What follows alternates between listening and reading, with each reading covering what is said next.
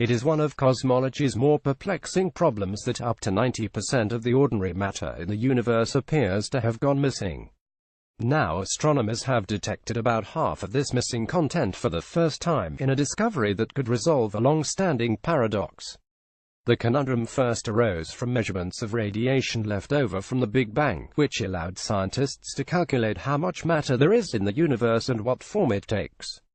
This showed that about 5% of the mass in the universe comes in the form of ordinary matter, with the rest being accounted for by dark matter and dark energy.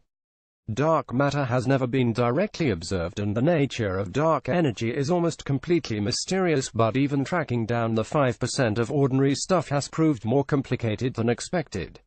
When scientists have counted up all the observable objects in the sky, stars, planets, galaxies and so on, this only seems to account for between a tenth and a fifth of what ought to be out there.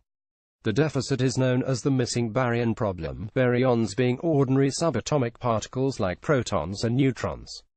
Richard Ellis, a professor of astrophysics at the University College London, said people agree that there's a lot missing, raising the question, where is it? The distribution of galaxies in the universe follows a web-like pattern, and scientists have speculated that the missing baryons could be floating in diffuse gaseous filaments and sheets linking the galaxy clusters in the cosmic web. Theoretical calculations suggest these gaseous threads, known as the warm-hot intergalactic medium, or the WIM, ought to be around 1,000,000 degrees Celsius. A mist of gas at this temperature is too cold to emit X-rays that could be spotted by ordinary telescopes from the Earth, but not cold enough to absorb significant amounts of light passing through it. The trouble is, it's in this unusual temperature regime where we can't see it, said Ellis.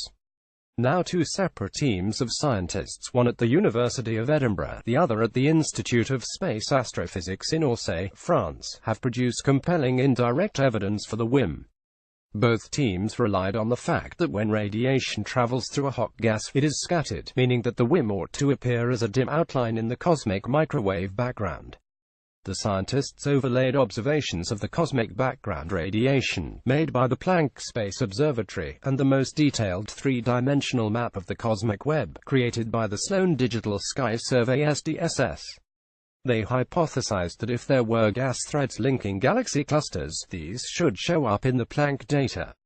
The Edinburgh team found the regions between galaxies appeared to be about 6 times as dense as the surrounding bits of space, and when summed up, these gaseous threads could amount to about 30% of the ordinary matter in the universe. The French team's calculation came out at slightly less than this, but the numbers are consistent. Ellis, who was not involved in either project, describes the findings as inspirational. These two papers have been very prominently discussed and people are excited, he added. The WIM is out there. The initial measurements still do not account for all the ordinary matter, and some believe the remaining portion could be made up by exotic unobserved objects such as black holes or dark stars. Cosmologists are also still yet to discover the nature of dark matter, which makes up even more of the universe.